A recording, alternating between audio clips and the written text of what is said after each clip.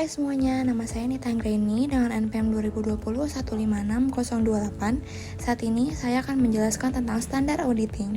Pasti kalian sering mendengar istilah GAP atau General Accepted Accounting Principle di akuntansi. Di dalam auditing ada juga loh sebuah istilah yang disebut GAS yang merupakan singkatan dari General Accepted Auditing Standard. Di dalam GAS terdapat 10 standar audit yang menjadi pedoman auditor dalam melaksanakan pemeriksaan laporan keuangan yang dikelompokkan dalam 3 standar, yaitu standar umum atau general standard, standar pekerjaan lapangan atau standard of field work, dan standar pelaporan atau standard of reporting.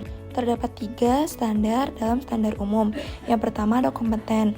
Audit harus dilaksanakan oleh seorang atau lebih yang memiliki keahlian dan pelatihan teknis yang cukup sebagai auditor. Yang kedua ada independen. Dalam semua hal yang berhubungan dengan penugasan, independensi dalam sikap mental harus dipertahankan oleh auditor.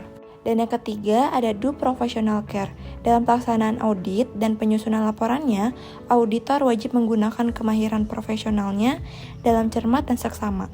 Selanjutnya ada 3 standar dalam kriteria standar pekerjaan lapangan. Yang pertama ada adequate planning and proper supervision, yaitu pekerjaan harus direncanakan sebaik-baiknya dan jika digunakan, asisten harus disupervisi dengan semestinya. Yang kedua ada understanding the entity environment and internal control, yaitu pemahaman yang memadai atas struktur pengendalian intern harus diperoleh untuk merencanakan audit dan menentukan sifat, saat, dan lingkungan pengujian yang harus dilakukan. Dan yang ketiga ada sufficient competent audit evidence, yaitu bukti audit kompeten yang cukup harus diperoleh melalui inspeksi, pengamatan, pengajuan, pertanyaan, dan konfirmasi sebagai dasar yang memadai untuk menyatakan pendapat atas laporan keuangan yang diaudit. Dan yang terakhir ada 4 standar dalam kriteria standar pelaporan. Yang pertama ada financial statement present in accordance with GAAP. Laporan audit harus menyatakan apakah laporan keuangan telah disusun sesuai dengan prinsip akuntansi yang berlaku umum.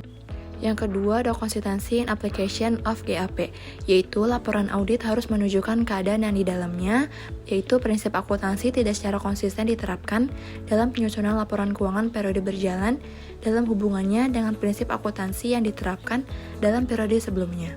Yang ketiga ada adequacy of information disclosure, yaitu pengungkapan informatif dalam laporan keuangan harus dipandang memadai kecuali dinyatakan lain dalam laporan audit.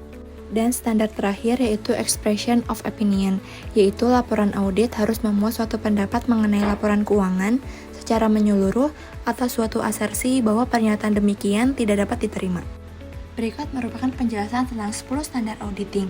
Sampai jumpa di materi selanjutnya. Bye!